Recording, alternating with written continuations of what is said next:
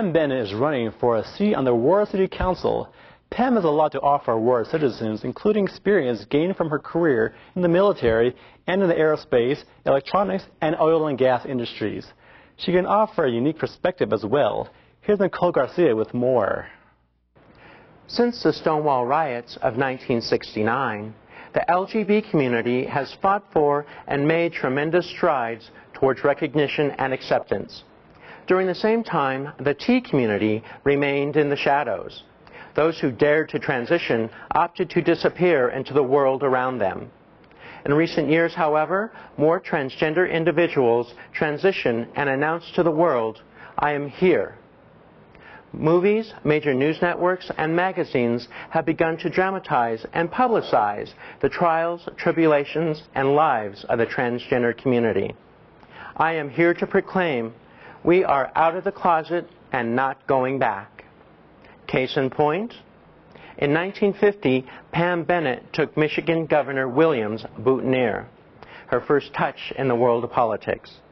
Pam's wide variety of careers, from the Air Force to the oil and gas industry to defense aerospace, gave her leadership experience.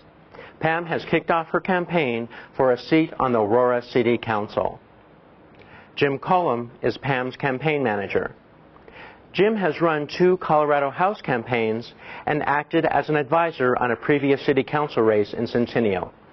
Welcome, Pam. Welcome, Jim. Hello. Well, Pam, why politics? Why this arena?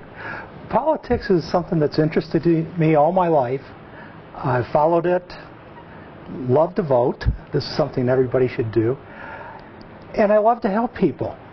And now, with my previous volunteer activities around politics and helping legislators and at the Capitol, I saw something that I really wanted to do, become a public servant. Well, I've known you for a while, and I know you haunted the halls of the state capitol for a long time. How's that experience going to help you? Oh, fantastic experience. It's working with the legislators, the state representatives and state senators, the governors, because I've been there for several years and been through an administrative change. But all of this has given me an appreciation for the legislative process. How to make laws, how what you do in politics affects lives around the state. So it's very, very interesting. It's very, very critical to how our state runs. And from that experience, I learned, that's just the technical part. The other part that's so incredibly important, I learned the dedication needed. I learned how a human has to run or how a human has to do the work necessary. You just don't walk in and voila, here's a bill. You have a lot of work in the background, a lot of history to learn, a lot of what does your bill affect? How does it affect others? So the halls were very, very much fun. Okay, walking the halls is one thing. Learning how a bill is made is one thing. But pursuing a public office? It goes to the very essence of me. Because I want to be out in public and helping people. And there's some behind the scenes, but for me, I want to be out there. I have the background now. I have what it takes to be out in front. I call it kicking the doors, because somebody like me with the necessary strength can do this. I have the leadership. I've been a leader in many, many fields. So kicking the doors now and bringing along others behind me as we go forward in politics is just great. Well, Jim, you've decided to work with Pam. What drew you to this campaign? Oh, I met Pam for the first time 3 years ago. some folks during the 04 campaign cycle who were getting very involved in their community brought some people into the neighbor's house, and we were trying to educate and sort of spread the word about how to get involved in politics. Pam came in to speak to us about a particular issue and a particular candidate, and just floored us. Really, really wowed the room. You know, when Pam starts to speak from her heart about people and from her mind about politics, you know, you're drawn in. So we became somewhat friendly and worked in and out of political circles. When she told me a year and a half ago that she was seeking office, I thought it was an incredibly brave thing to do, and that she is 100% the right person to represent the people of Aurora. Well, I know Pam doesn't hide her transgender status. Does that help or hinder her campaign? It simply is who Pam Bennett is. Honestly, I mean, we have some sort of curve to get over with the voters. I think initially, yeah, it could be a hindrance to some people to really get to know Pam and her platform. What we found is that there's a 5-minute rule.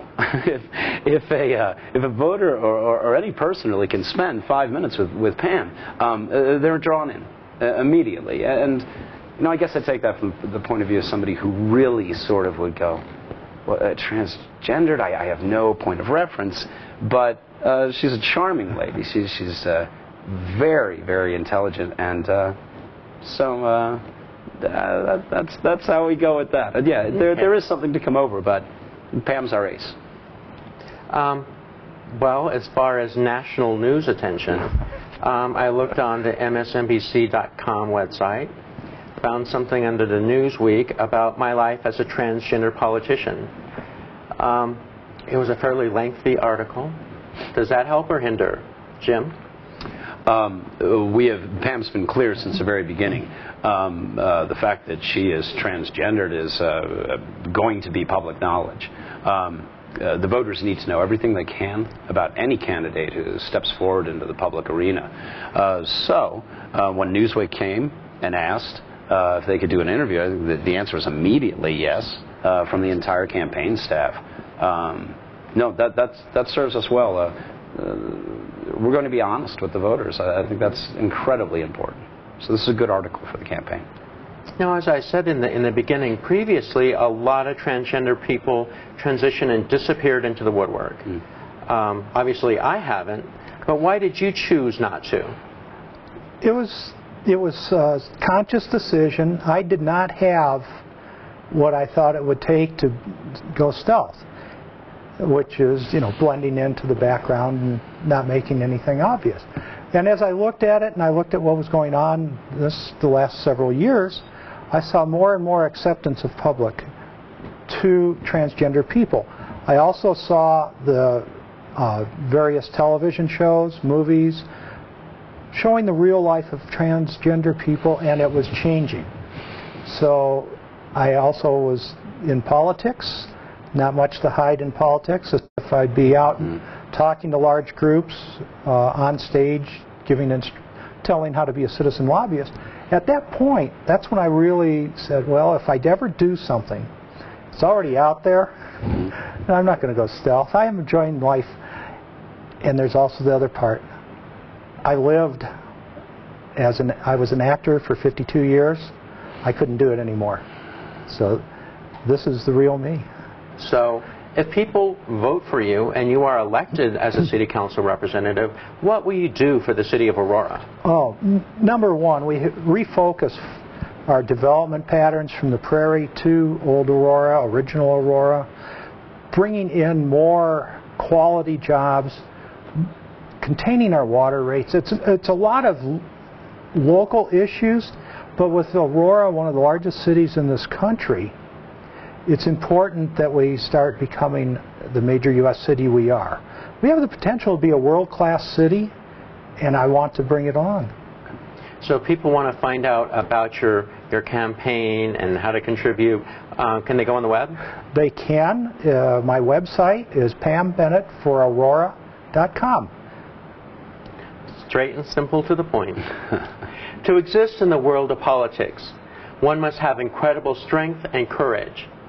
The race, creed, sexual orientation, or gender of any candidate should be secondary to the ideas and work ethic put forth by the individual.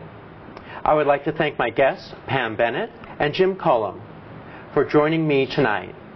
I'm Nicole Garcia for Colorado Outspoken.